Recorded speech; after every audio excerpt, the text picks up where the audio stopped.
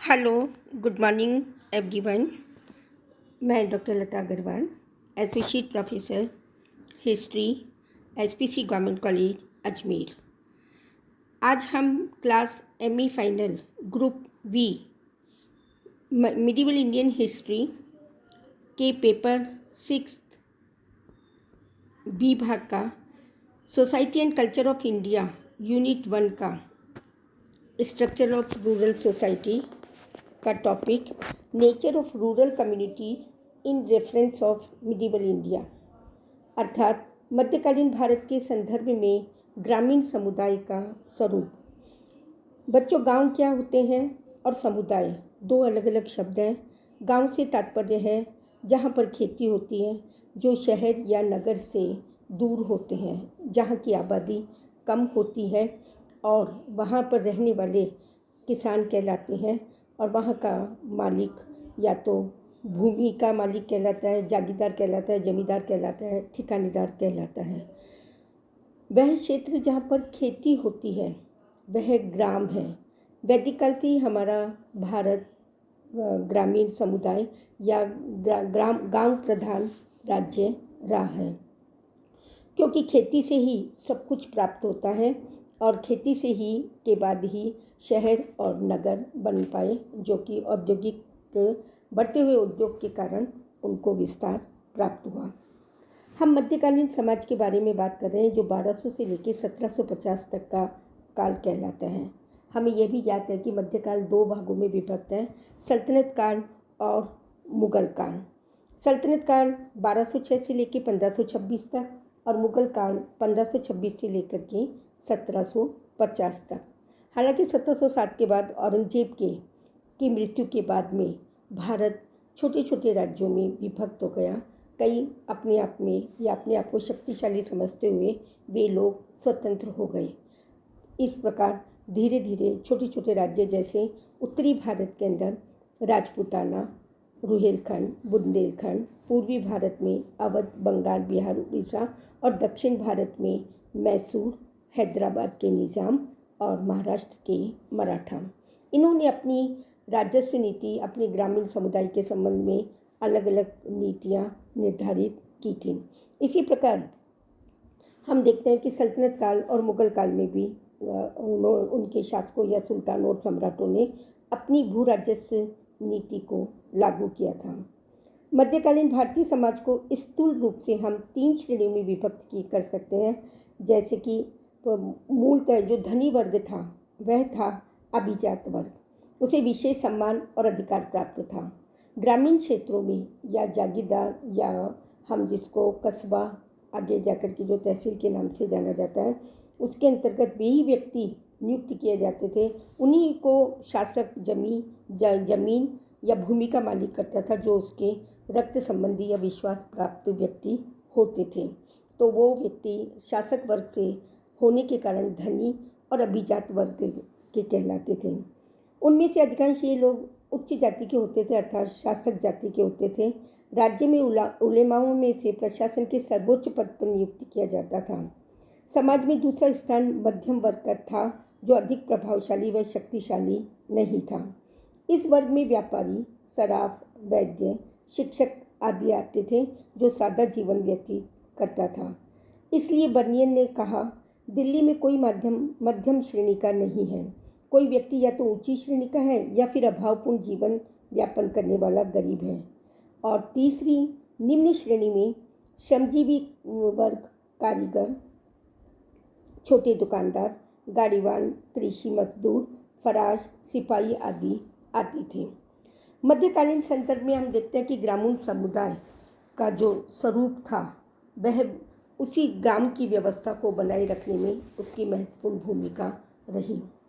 रामचंद्र शर्मा, जिन्होंने बहुत ही शोध और अध्ययन करने के बाद में इस ग्रामीण समुदाय के स्वरूप का उल्लेख करते हुए कहा है कि ग्रामीण व्यवस्था प्राचीन व पूर्व मध्यकाल के अंदर भारत में भूमिगत लाभ तथा अधिकारों का स्थानांतरण प्रारंभ हुआ था। बसे हुए गांवों पर कुलीय अधिकार स्थापित हो गए और प्रमुख जाति व भूमिगत मध्यस्थिति के बीच गांव के अन्य परिवार नवीन संबंध स्थापित होने लगे थे। अब हम सल्तनत काल में गांवों का स्वरूप पढ़ते हैं। सल्तनत काल जो कि 1206 से लेकर अप्रैल 1526 तक भारत में रहा। इब्राहिम लोदी की पानीपत के प्रथम युद्ध में पराजय होने के बाद सल्तनत साम्राज्य या सुल्तानों का साम्राज्य समाप्त हो गया और बाबर ने मुगल साम्राज्य की स्थापना की। सल्तनत काल में समाज के प्रमुख कुल के रूप में उन्होंने भूमध्यस्थत्व का स्थान प्राप्त कर लिया था। यह प्रक्रिया शासक परिवार के साथ स्वाभाविक रूप से जारी रहती। जिन हिंदू जमींदार जागीरदार ठिकानेदारों ने इस्लाम धर्म ग्रहण कर लिया, उनको स्वाभाविक रूप से उन्हें उसी पद पर बनाए रखा गया था। लेकिन कुछ परिवार जिन्होंने नहीं किया था, उनके प्रति सुल्तान का रवैया प्रतिकूल ही रहा। तुर्क विजय के समय में राजपूत शासक परिवारों में मैदानी क्षेत्र छोड़कर हिमालय की तराई, राजस्थान, गुजरात, मालवा, अवध में इन्होंने अपना साम्राज्य स्थापित किया और कई स्थानों पर शासक के परिवारों को पदासीन भी नहीं किया गया था। राजपूत राज्यों में जिन पर पेशकश प्राप्ति या प्रभुसत्ता स्वीकार करने के लिए सुल्तानों ने आक्रमण किए थे, वहाँ की सामाजिक आर्थिक व्यवस्था पूर्ववत बनी रही, क्योंकि वह स्थायी रूप से उनके क्षेत्र में या उनके अधिकार में अधिकृत नहीं हुए थे। इस प्रकार धीरे धीरे सल्तनत काल के साम्राज्य का पतन का कारण भी ग्रामीण व्यवस्था या वहाँ के जमींदार जागीरदार या सरदारों को माना जाता है। यदि हम मुगल कालीन गांवों का स्वरूप देखते हैं तो मुगल काल के अंदर, क्योंकि अकबर ने अपना साम्राज्य मूलतः भारत में विस्तार किया था और उसने अपनी भूमिगत या भू राजस्व संबंधी व्यवस्था को बनाए रखने के लिए ग्रामीण क्षेत्रों में एक नीतिगत व्यवस्था लागू की थी और भूमिगत अधिकार तथा गांव के रहने वाले खेतीहर और गैर खेतीहर लोगों के संबंधों को उसने बहुत ही ध्यान से अध्ययन किया था। पुराने और विस्थापित गांव, असली तथा नवीन विस्थापित या पुराने गांव टूटकर जो नए बसे थे, उन्हें दाखिली नाम दिया गया था, जो असली में जुड़े हुए थे। गांवों का जुड़ाव राजनीतिक और आर्थिक दोनों कारणों से हुआ था। वीरान गांव के नाम से भी जाने गए थे। गांवों को उन्होंने कृषकों और गैर कृषकों को अपने द्वारा स्थापित या अपने द्वारा नियुक्त जमींदार जागीरदारों द्वारा उन्हें पूर्ण सुविधा देना या उनको भू मालिक बनाना भी मुगल काल के अंदर प्रारंभ हुआ था। मुगल भू राजस्व निर्धारण के नियमानुसार दाखिली गांवों की जमा अपेक्षाकृत रियायती दरों पर निर्धारित की जाने लगी थी। गांव का दर्जा प्राप्त करना, इसके अतिरिक्त ऐसे गांव जो मदद माफ़ी, वक्फ, अनुदान के रूप में दिए जाते थे, उन्हें भी रियायती गांव के नाम से जाना जाता था। वास्तव में जमींदार तथा खुद काश्तकार परिवार के लोग भी अपना स्वामित्व मानने लगे थे।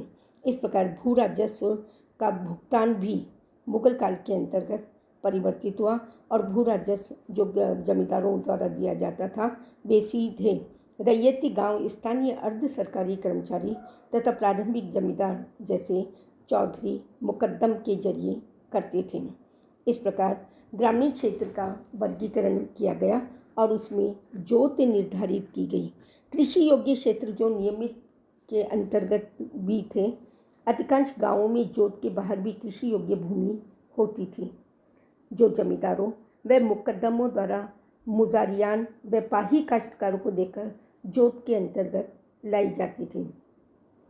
इसके अंतर्गत हम देखते हैं कि मुगल काल के अंदर बंजर व जंगलात क्षेत्र भी गांव में शामिल होने लगे थे। कृषि क्षेत्र में मिट्टी के प्रकार व सिंचाई की सुविधा के आधार पर अलग अलग श्रेणियों में विभक्त किया हुआ था। यदि हम सल्तनत काल से मुगल काल की ओर बढ़ते हैं तो ऐसा प्रतीत होता है कि ग्रामीण समुदाय के स्वरूप में परिवर्तन आने लगा। ग्रामीण समुदाय के जो जमींदार जागीरदार जो निर्धारित किए गए थे, उनके दो मुख्य कार्य थे।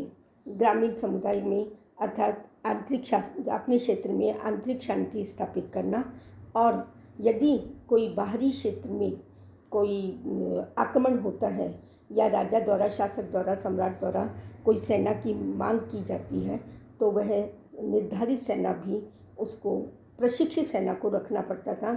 जब भी बाहरी आक्रमण के समय सुल्तान या सम्राट द्वारा सेना की मांग करने पर वह तुरंत उसको मुहैया करा सकता था।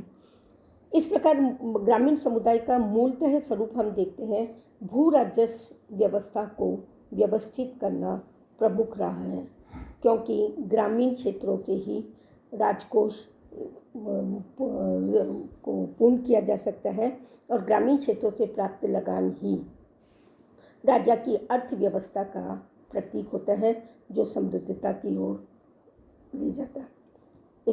धन्यवाद।